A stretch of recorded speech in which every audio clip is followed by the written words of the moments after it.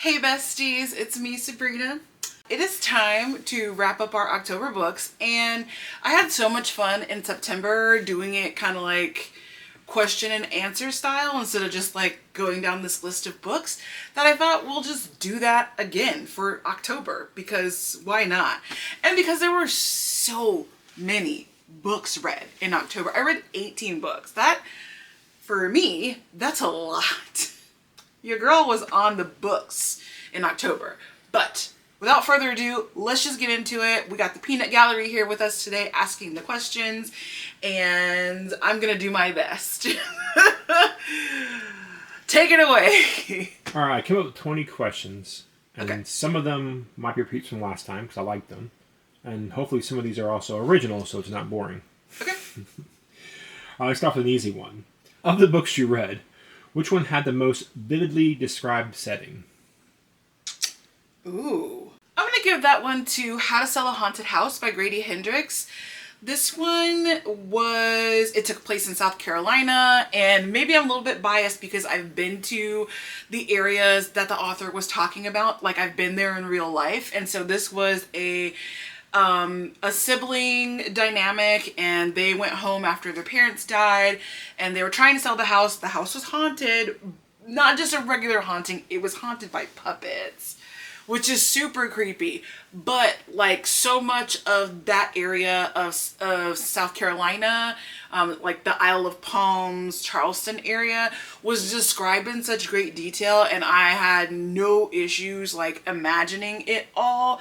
Again, probably a little bit biased there because I've actually been there. Like, it describes a supermarket with the Piggly Wiggly, and I've been to that Piggly Wiggly. So that one for me, like, I do feel like the author was like bringing in a lot of good commentary on the setting, on the house itself, on the creepy ass puppets. Like, yo, this was crazy. He did a very good job of painting the image of where we're at and what is happening, and particularly with those damn puppets.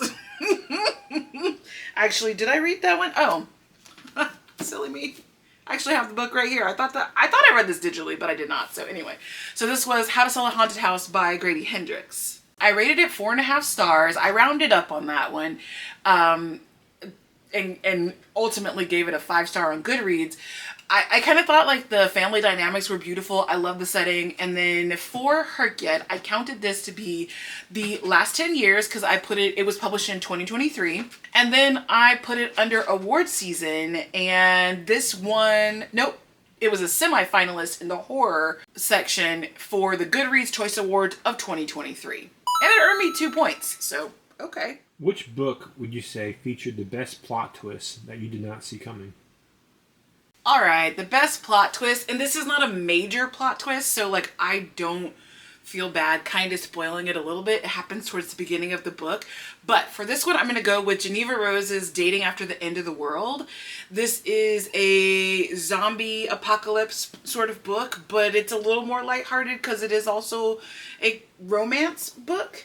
And so towards the very beginning of the book, she is trapped in her apartment with her fiance, and zombies come to attack. And when it comes do or die time, and here we are, it's me and my boo, here come the zombies, her man was like, I'm out, and left her with the zombies. Like, he just left, and I was like, not prepared for that. I mean, the title should have given away the fact that there was going to be dating going on, and she's already engaged and something had to happen there. But in my head, I was just like, oh, I think he's just going to die, right? And then she has to figure out how to pick her life up after that. No, he just left her to be attacked by the zombies. And I was not prepared for that to happen. So not a major plot twist in the book. I didn't really like spoil anything of the book there with it. Just kind of like a, okay kind of moment with that. So yeah, I rated it 4 stars. I really love this story. I think the best thing about it is that Geneva Rose took the risk of not sticking to a specific genre and just wrote a story. Like, you know, like she just wrote a story. She didn't like try to shove it into a zombie apocalypse trope or a rom-com trope. She just wrote a story. So for hrcyed, I used this book to meet the new release of October prompt and then the Spooky Creatures zombie prompt, and it earned me 3 points. Question number 3. Of the books that you read, think about the main characters. And which one do you think was so well done, but also so much of a good foil for you, to where if they really existed, you would love them to be your friend? Main character energy. Okay, so for main character bestie, I'm gonna go with our girl Indigo from Liz Tomford's The Right Move. So here's the thing. This is a romance book. It's a sports romance book, and I loved it. And Indy is like, she's like me. She loves to party plan and to give to all of her friends and to do this and do that. And she's like the dependable friend who you know is going to be there for you, even though it's like to her own personal detriment.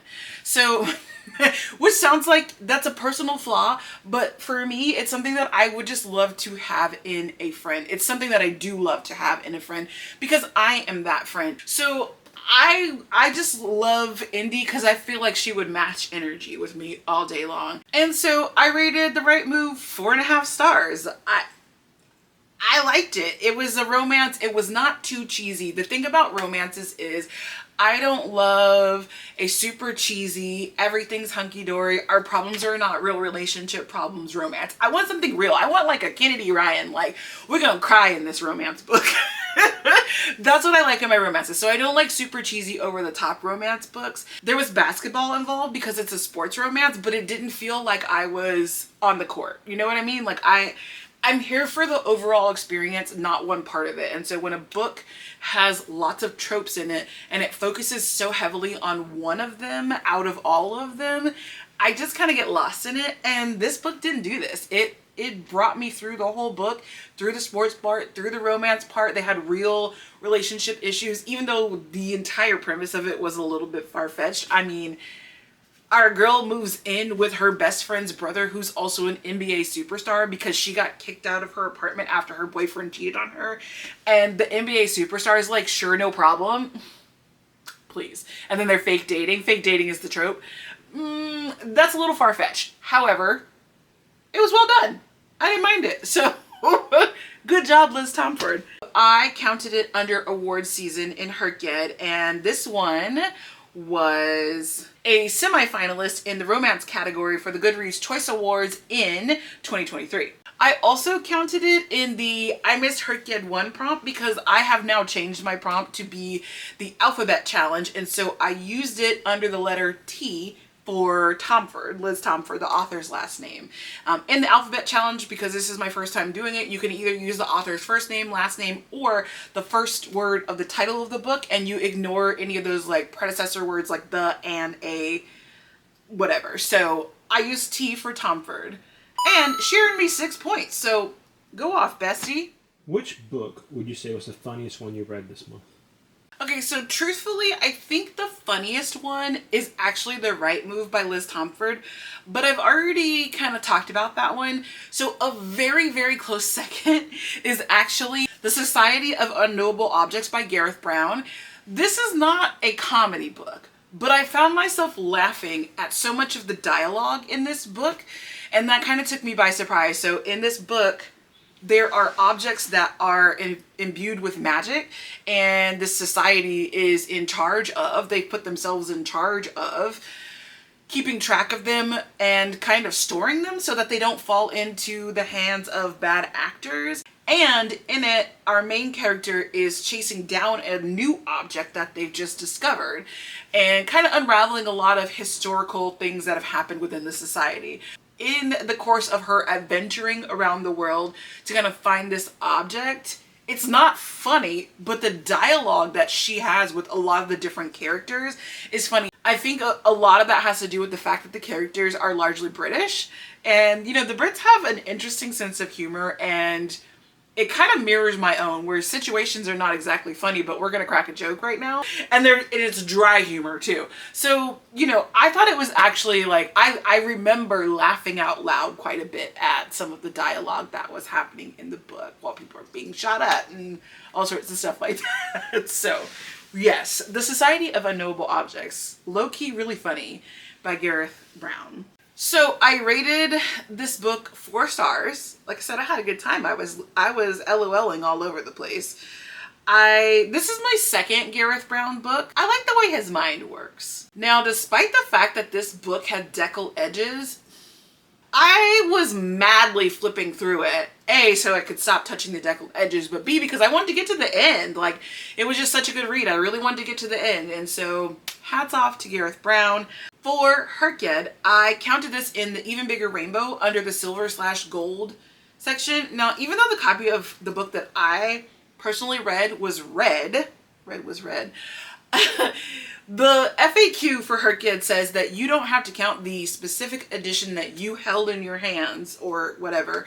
You can count any edition, and because for some reason on Goodreads it will not let me choose a red edition. There are no red cover editions available. I had to choose the gold, like the cover that's like explicitly gold. So we're just gonna go with it, and I counted it as a gold book for the Even Bigger Rainbow.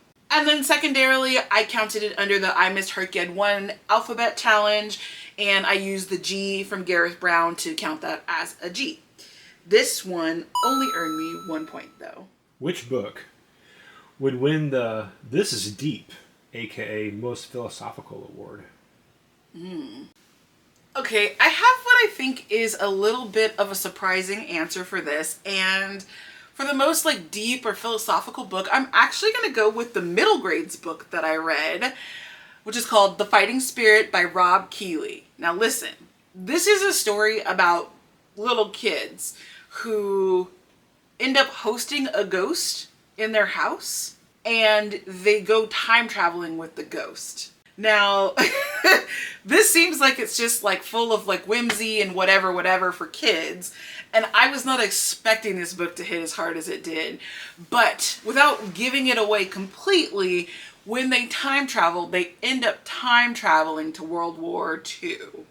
Yeah, so they end up time traveling to World War II. They are in London, and they encounter some of the people you may know of from World War II. They end up going on a mission to be the good guys. At the end of it, we kind of understand the title of the book, The Fighting Spirit, and I'm not going to tell you about that because you should just read the book and find out for yourself why this one actually hit really hard. And it's a middle grades book. Like, I just was not expecting that. So hats off to Rob Keeley for that one. So I rated this one a 4.75 stars. You guys, this was a good read, and it's a short read too. So if you're looking for a short book that has a good impact, I highly recommend this one. And I counted it in the alphabet challenge for R for Rob Keeley, the author, and it gave me 9 points. Which book would you say that you still think about after you finish reading it, and every time you think about it again, you kind of realize something different? A book that I keep coming back to and thinking more about and learning something new each time. A Witch's Guide to Magical Innkeeping by Sangu Mandana. Now, listen, you guys, this book, I thought it was just going to be a cutesy, cozy little whatever, right? She gave a lot. She gave us a lot in this book. The title kind of tells you what the book is about. So there is a woman, she's a witch, and she basically lives in / inherited this magical inn, this inn that she's living in with her aunt, who's like her caregiver when she's younger. We go all the way through her adulthood, and she's basically in charge of this inn, and she at some point casts a spell on the inn, and so it's a magical inn, and all sorts of like weird, wild, wacky things happen there. I will say I love Ruru. Ruru is a zombie chicken, and hello. So you can see how it feels whimsical, but then the kind of the lessons within it that kind of happen based on each character who is there staying at the inn is just kind of like hard hitting. There are so many things represented in this book. I mean, we have autism representation, we have zombie representation. That's not a real thing. But you know, like, all the characters have some particular quirk about them, and it's all handled with such good care. And there's so many things that I'm like, ooh. A lot of what I took away from that book was, although the characters had quirks or they had disabilities or whatever it might be, There were physical disabilities represented in this book too. Whatever it might be, they were just allowed to be at the end. The book didn't like highly focus on their disability. It highlighted their disability and then showed how they just were. They were just allowed to be who they were. They didn't have to conform to anything to stay at the end. And it's like, well, no, here you're good. Like, it's fine.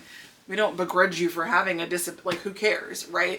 And so I just, this book, you guys, this book was so freaking good. I just really appreciate that the author didn't bludgeon us over the head with everyone's differences like so many books do. Like, girl, we get it, you're being inclusive, like, got it, move on. So Mandana didn't do that, and that's why this book gets all the praise from me. So with that being said, I rated this a 5-star. That should be obvious at this point. I used this to count in the spooky creatures. I used it for magic user because we have a witch. I did not use it for a zombie, even though there was a zombie chicken. I did use it for the animals prompt because there were non-zombie chickens, and so I used it for farm animals. There was also a llama, so it just kind of like fills the farm animal section out pretty well.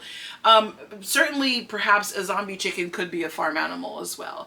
And anyway, this gave me 7 points in hrcyed, and I cannot wait to read her other book, the one that came before this, the one with the blue cover. Which book would you say puts you in the best mood? Put me in the best mood. Honestly, that probably also goes to A Witch's Guide to Magical Innkeeping because it just has such good fuzzy feelings. However, it's such a close second that I'm gonna give Skin of the Sea the honor for this one officially. We have a black girl. She's a mermaid. Okay. So interestingly, I have a reading vlog that features this book, and the first 50% of the book, I was like, I am bored out of my mind. I don't actually think I want to read this book anymore. Like, whatever. And no sooner did I get to 51% of the book was I in there. I was hooked. I mean, y'all, I was like, how fast can I read this book?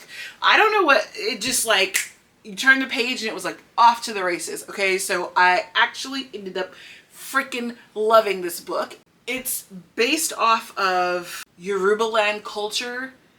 So it's got a lot of West African themes in it, a lot of spirituality from that region of the world. And there's a hair braiding scene that I LOVE loved in it because it's like, I like to see that kind of representation. Like, not just, oh, I put a black person in my book, but like, we're doing black people things. We're braiding our hair. We're putting coconut oil on the scalp. Like, things like that I just love to see in a book because that is actual representation, not just, oh, I have a dark skinned friend. You know, it's like Barbie's black friend. Girl, what? That's not representation, okay? I guess it is. It's entry level, but I like to go beyond entry level. And this is just a whole book about black people, but our author did it right. She made it about black people and black people culture. So I love that about it. And like I said, the first 50%, I was asleep.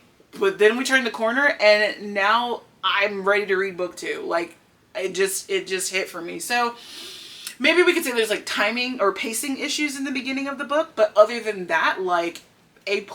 I'm glad that my anxiety does not allow me to DNF a book because I'm constantly in the back of my head like, if I DNF this, what if this was the greatest book ever and I now have missed it? And this book is a prime example of why my anxiety constantly tells me that. Now, is it right all the time? No.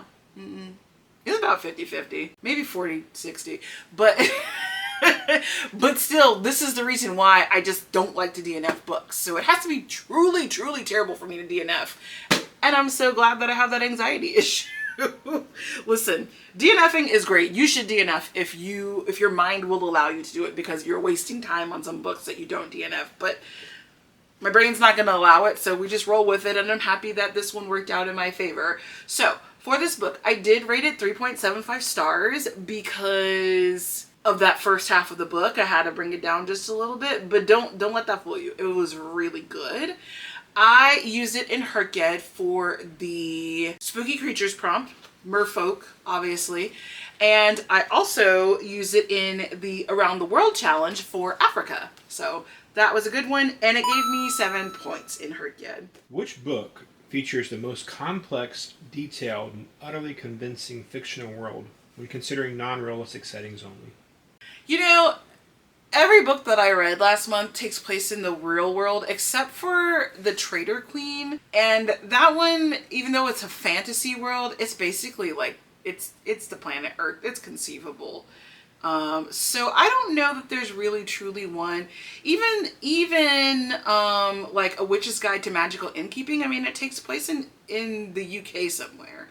So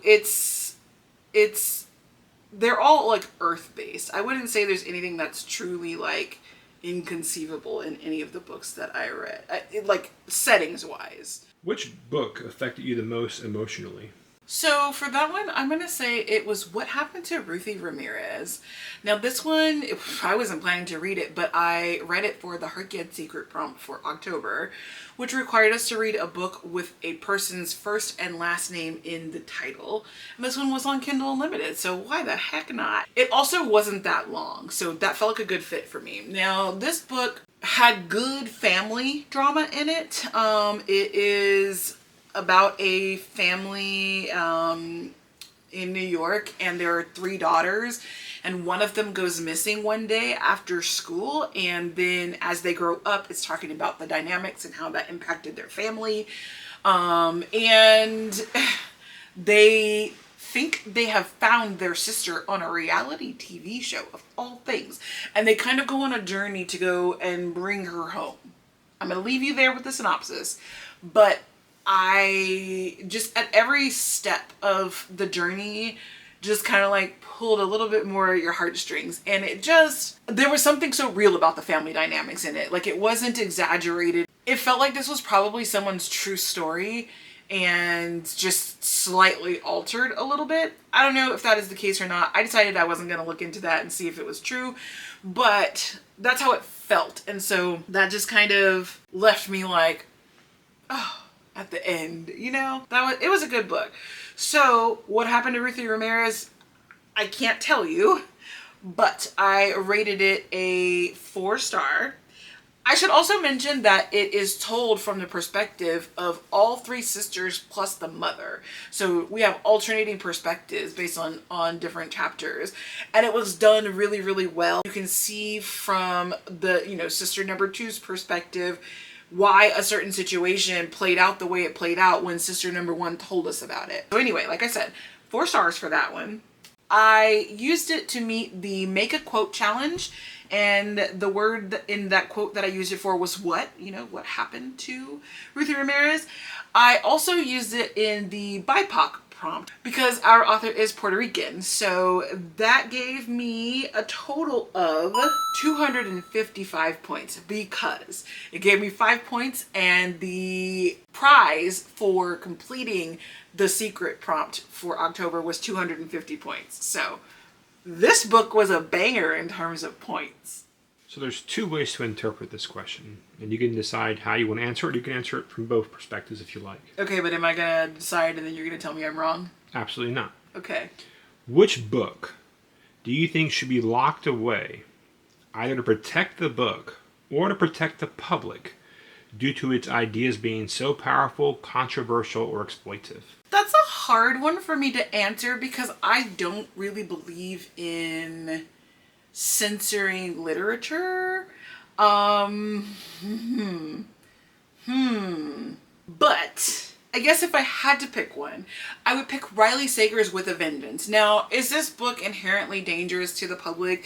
Not really, but it does give vengeance murder plots. I think we're seeing a lot more that people are taking plots of books and deploying them in horrifying ways.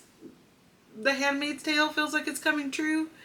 And I don't think, to be clear, I don't think With a Vengeance is on the level of something like The Handmaid's Tale, where we're watching parts of it become true in real life. I don't think that's the level that it's on.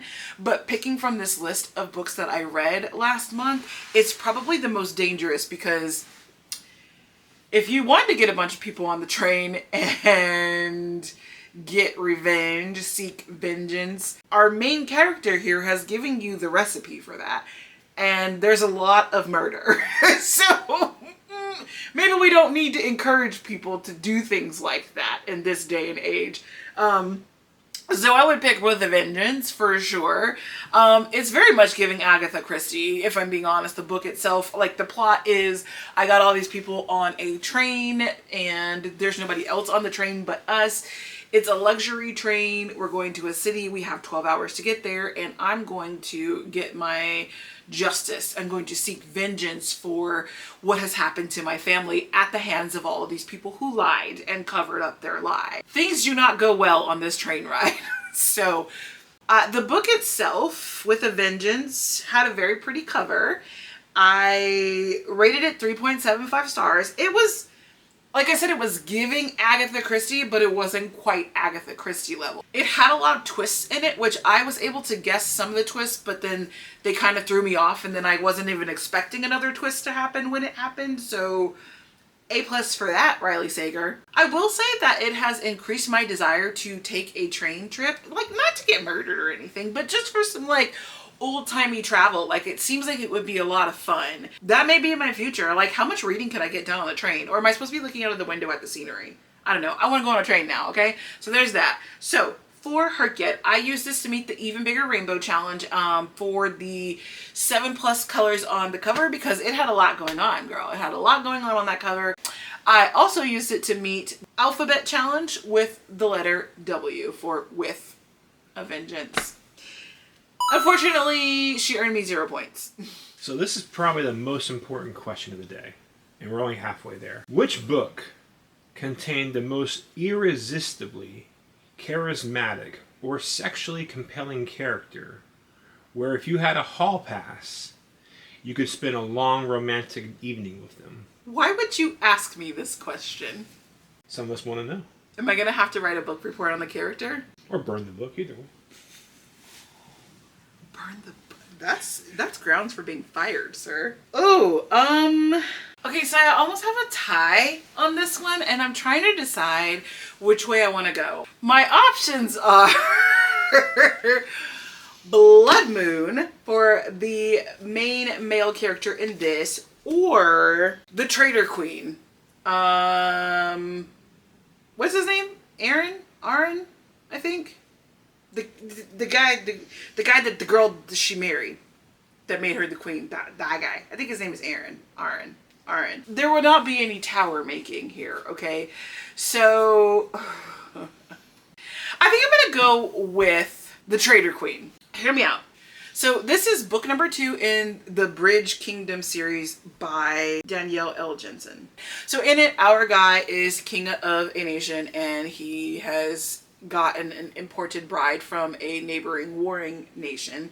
And she is supposed to be spying for her father, for her nation. But like, you know, they have insta love going on, which, not my jam. But the thing is, our guy is like, I don't care what nobody say. I love her. Like, I love me some her. And like, yeah, is she bad for my country? Yeah.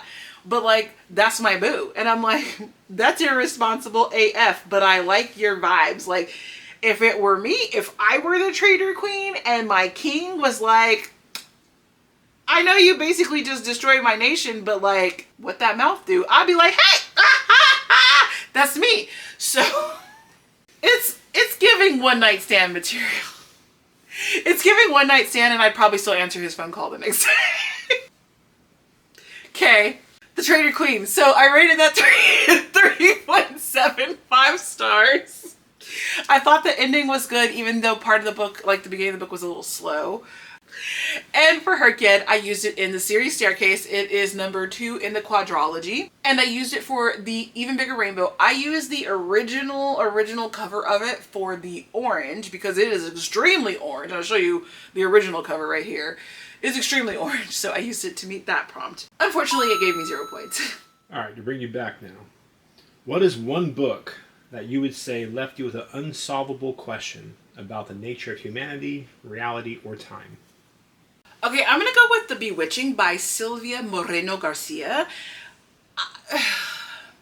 Okay, the book itself has a lot to do with witchcraft and like sort of like the old ways of people, and I mean it's called The Bewitching, right? And so it kind of grappled with a couple different things because it takes place in 3 different timelines. And so kind of in like the recent history, I can't remember if it was like the 60s maybe, where it dealt with a lot of like women's issues. So I mean, in that era of it, our main character is a woman going to college at a women's school. And it's kind of like it's a college for women, and they all live in one singular building as their dormitory. So there's a lot of control that men and other people in society exert over them while they're there. And so it kind of grapples with that, and how essentially no one believes our girl when she's saying that she's being like tortured and haunted and followed and all this, and they're like, there's no way that's possible. Okay, you're in a safe place, you're at a women's college, like none of what you're saying makes any sense. And then we take it back even further, and I do not remember the time frame for this, but like for the sake of this video, it happened way back in the day. And there again, kind of similar things, like women didn't have much agency, and the main character from that time period is essentially being courted by her uncle, and like she doesn't really have much choice about it. And they get into the witchcraft then, and it is more easily believable back then, but like just women are not taken seriously. And so kind of the questions that I come away from it with have to do with why women are so downplayed, because that hasn't always been the case in history. And is it just fear? Are men just fearful of what women can do? So the only thing they can do is hold us down, hold us back, and keep us under their thumb. And the other part is, how easily are we dismissing witchcraft? I'm not saying I believe in witchcraft, but it's so easily dismissed, and it's just kind of like, why though? It made me question a lot of things. Not about my spiritual beliefs, but just a lot of things about history, about women, women's treatment. What a horrible time to be alive and to be a woman and to believe things. Okay, so anyway, that book has left me questioning a lot of things, and I'm not even sure if that was the intent of the book, but that's where we're at. For The Bewitching, I rated it 3.75 stars. I listened to it on audiobook, and it did take me a while to listen to this because I wasn't like so into it that I was like, I absolutely need to listen to this today. But it did make me want to read more Silvia Moreno Garcia books. So 3.75 stars. And I use this to meet the BIPOC challenge because our author is Mexican. And I also used it in the Even Bigger Rainbow to fill in the green prompt. I used to have another book there. I switched some things up. I'm going to do a video in like the next month where we kind of catch up on where my spreadsheets are, because I rearranged a lot of things after some clarifications from QWERTY came out about some of the prompts that I was not alone in, but misinterpreting the intent behind it. So some things have been rearranged on there, and it gave me 5 points. If you could magically step into the pages of any book and become a background character in that world, given you know the plot, which book would you definitely avoid? Oh, I thought you were going to ask me which one I was going to go to, and I was like, oh, yikes. Which one would I avoid? All right, I'm going to give that honor to Blood Moon, because people's getting killed left and right in this book. They got vampires, they got werewolves, and they don't care about the humans who are collateral damage in their path and their war against each other. Also, they're like in Minnesota or something, and it's cold up there. I don't think so. Is that where the Timberwolves are? I think so. Being a human, I don't want to be collateral damage in this world, and I also don't want to be cold. Blood Moon by Brittany S. Lewis. It was a wonderful book. I don't want to live there in that situation. Okay? So I was kind of hesitant to read a werewolf book. And first of all, I didn't even know this had werewolves in it, but I thought it was a vampire book only. I was hesitant to read a werewolf book because I'm not into like the Omega-verse, like all, it's not for me, besties. But I didn't really get that from this book. I also don't really love like pack mentality, mafia-ish sort of stuff like that. And a lot of werewolf books rely on that. And this had pack features in it, but it wasn't like the whole totality of the book. So I had a really good time reading this, and I really liked what Brittany S. Lewis did with this. I rated this 4.5 stars, and I used it to meet the spooky creatures prompt of a shifter because of our werewolves. And I also used it for the alphabet challenge under the letter B for Blood Moon or for Brittany, and it got me 8 points. Which book was almost great or good, but what made it fall short? That's going to be the Southern Book Club's Guide to Slaying Vampires. The book was off to a good start. I liked the premise of it. It wasn't a terrible story. I just feel like it was terribly written, which is weird because I loved the other Grady Hendrix that I read in the same exact month. This one just didn't hit the mark for me. So in the story, we are back in South Carolina, and a guy moves into the neighborhood that is very well established with the book club, and turns out it's a vampire, okay? And our main character is like trying to prove to everybody that he's a vampire, but like nobody believes her. Believe women when they tell you things. And the husbands in this book in this neighborhood are very controlling over the fact that, like, you know, you're making this up, because that's their homeboy. Like they're in deep with this guy, right? So that's like the general premise of this. Now, what doesn't work for me is the way that the author portrays Black people, poor people. And it's like, I struggled with this to kind of like decide, was it necessary for him to characterize people this way for the story? Like, was that necessary for the story? Or could the story have been told in the same manner without it being about Black people, poor people being other? And I think the true answer is that it really didn't. He didn't need to treat Black people this way. He just chose to. That's gross. Like, there were no other dimensions to the people. So if you want to say, oh, the poor Black people who live on the other side of town, and then you want to have those people come into the rich white world, and then they have things about them that are just genuine human things. But these people didn't have anything besides the poor Black people trope to them. There were no other dimensions to their character. And I think that's the thing. That for me is the troping down of marginalized groups is just disgusting. And like, it ruined the whole story for me. So anyway, that was that book, the Southern Book Club's Guide to Slaying Vampires. I had high hopes for this book. It didn't do it for me. Ultimately, I rated it 2 stars. I did use it for by the 100s for the 400 page count. It had 424 pages in here. And then for the alphabet challenge under S for Southern. And it gave me 7 points total. Which book had the best take on magic or superpowers? If I could, I'm going to give that to The Only Good Indians by Stephen Graham Jones. Now hear me out. Here's why. First of all, let me just start off by saying that I rated this 2 stars. I did not like this book. I was confused about whether the book was about Indians or basketball, which I know that basketball is a huge part of Native American culture, but like, we might as well have been reading Phil Jackson's book. Like, I just didn't understand. There was so much about basketball in this book. However, the premise of the story, the reason why I wanted to read it, was rooted in Native American culture, beliefs, ideas about the spirituality of things, of people, of animals. And it did a really good job of talking about that in a respectful way. Now, A, this is probably because Stephen Graham Jones himself is Native American. And B, because it is not entirely made up on its own volition, it is very heavily rooted in Native culture. So I enjoyed it for the magical elements of it, but the story on a whole, it did not work for me, which is why I gave it 2 stars.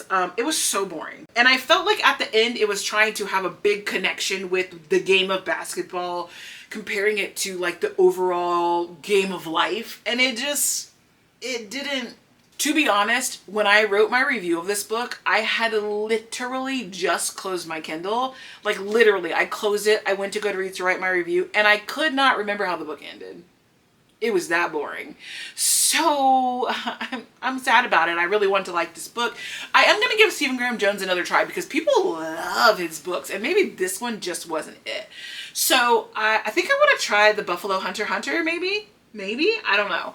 But anyway, I did use it in the BIPOC challenge for Indigenous, and I also used it under award season because this won the Bram Stoker Award in 2020 for Best Novel. It earned me 5 points. You watch a lot of book talk and read a lot of reviews. Which book did you read that you feel is currently not getting enough attention?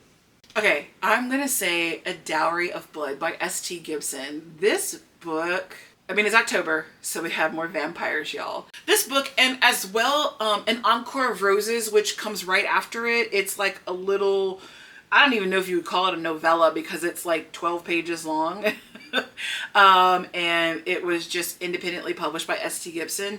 So, but A Dowry of Blood is low-key so freaking good. It is told from the perspective of Dracula's first wife. And it is just a very interesting look and flip on the story that we know of Dracula. So, I mean, not a lot of people are talking about this book, and I do understand that it is a little bit older of a book, but like, y'all, this should be at the top of every Halloween spooky reads list, and like, it really isn't. It's also a really good picture of polyamory, because I was reading it and I was not even like, oh my god, these are polyamorous people. Like, it just was kind of there. So, A Dowry of Blood, and add to that An Encore of Roses by S.T. Gibson, and the two of those together, just phenomenal. I will say that I rated A Dowry of Blood 4.5, and then I rated An Encore of Roses 5 stars. For A Dowry of Blood, I used it in the queer alphabet for polyamory, like I mentioned, and then I also used it in the alphabet challenge for D, and then for An Encore of Roses, I used it to meet the alphabet challenge for E. I got 11 points out of Encore of Roses and 5 points out of A Dowry of Blood, which is interesting, but anyway. Which book features a description of food, atmosphere, touch, or sound that was so intensely sensual that you felt like you were experiencing it physically? No, I didn't get that from any of the books. Okay. Next question. Which book do you find was the most flawed? Pen Pal by, what's her name? J.T. Geisinger, something like that. I don't know about this book, y'all. There's like a twist in there, and like, it didn't make a lot of sense. Like, so much of it just didn't make any sense, and like, there were so many unanswered questions. Like, it just logically didn't work for me. I'm not gonna tell you what didn't work because then it's just telling you the whole freaking book. But needless to say, I felt like it was a flawed book. I rated it 2.75 stars. It was off to a good start, but then when we hit the twist, I was like, no, none of this makes sense anymore. And I even went back to like kind of see, like, did I miss something? No, I didn't. It just didn't make any sense. The spicy scenes were also pretty cringe. Like, and that's probably just personal preference, but like, absolutely not my guy. Like, what are you doing? I used it in hrcyed for the alphabet challenge. I used it for P, Pen Pal, and then it earned me 6 points total. So I don't have a lot to say about this book. It just was, it gave me the ick. I want you to advocate now for a book that you have not yet mentioned and give us your elevator pitch as to why we should read it. Okay, here we go. I'm gonna be quick about this, okay? Because the camera's about to die. That book is Carmilla. This is a classic. It's an oldie but a goodie. I've actually never read it until just now, but this is like the basics of vampirism in books. This is what inspired Dracula. So it doesn't get more rudimentary than that. And if you have not read this, you need to get on it. It's a short book, so it's not like you're going to spend hours and hours diving into a classic and then just kind of be stuck with it. But Sheridan Le Fanu just did a phenomenal job with this, with introducing the world of vampires, and it's so subtle that you're like, oh, is that a vampire? And the fact that it's the inspiration for Dracula, like, that should do it for you right there. So this was the last book that I read in the month of October. I read it on October 31st, Halloween itself. I rated it 5 stars. It's a classic for a reason, right? It's also proof that like sapphic or LGBT, whatever, those books, those kind of concepts in books are not new. So people out here acting like books are destroying the nation, this book is ancient and it's got sapphic vibes in it. So anyway, I used it to meet the adaptation prompt. I will be reading the counterpart to that in November. I also used it to meet the letter C in the alphabet challenge. So that was the last book that I read in the month of October, and it's kind of fitting that I used it for the very last prompt here. I have one more question. Last question then. If you could read one of these books again, which one would you recommend that you'd read twice, assuming you had the time and count it and all that? So, I'm not a rereader of books. However, I have a very easy answer to that, and that is A Witch's Guide to Magical Innkeeping, because I enjoyed this book so freaking much that I want to go back through the pages and annotate it. It was perfection. So yes, easy answer to that one, A Witch's Guide to Magical Innkeeping. So those were the books that I read in the month of October. It was a hefty reading month, and listen, here we are. Your girl likes to read books. I can't even hold all these in my hand. What am I doing? So since you made it this far, I want to say thank you for coming along on this journey with me. And I would appreciate it if you hit the like button, the subscribe button. And if you don't, that's okay. I'll still see you in the very next video.